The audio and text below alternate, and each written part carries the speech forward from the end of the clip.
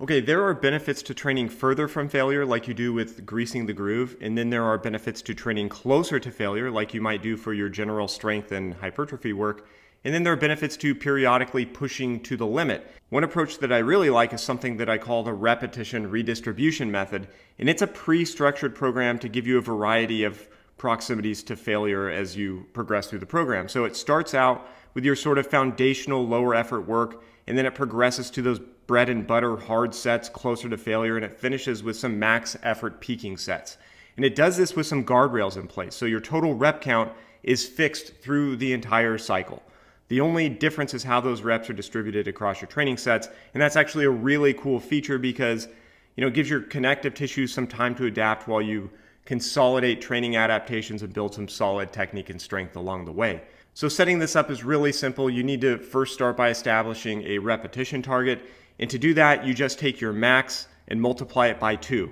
Now, if you're really advanced, you can multiply your max by 2.5 or even 3, but most people are going to do well by starting with a repetition target that's double their max. So let's just start with that for this example.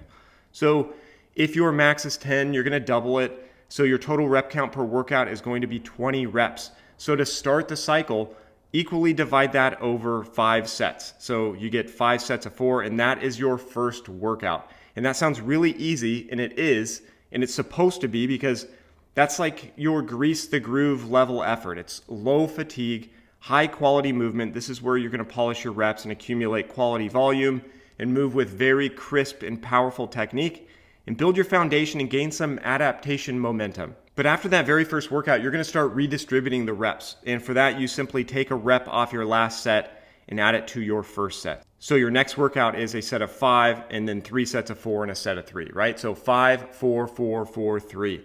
In the next workout, you have to take another rep off that last set and add it to the second set now. So now you have 5, 5, 4, 4, 2. And then you progress that to 5, 5, 5, 4, 1. And finally, 5, 5, 5, 5.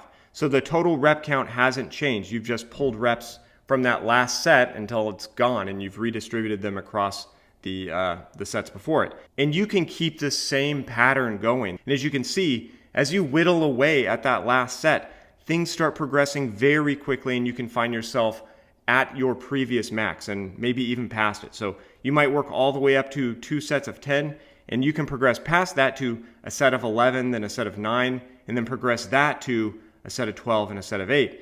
It's still 20 repetitions total, but these are now hitting these peaking workouts where you're pushing really, really hard for a single PR and then doing an easier back off set. And you can run this cycle until you stall, and then you can rest and retest your max and repeat it, or do it with a different variation or an added weight, or go do something else. It doesn't really matter. It's just a fun and effective way to change things up and get a variety of proximities to failure across an easy to follow structure. So just like anything else, it has its pros and its cons, and it's not for everyone all the time, but it works surprisingly well.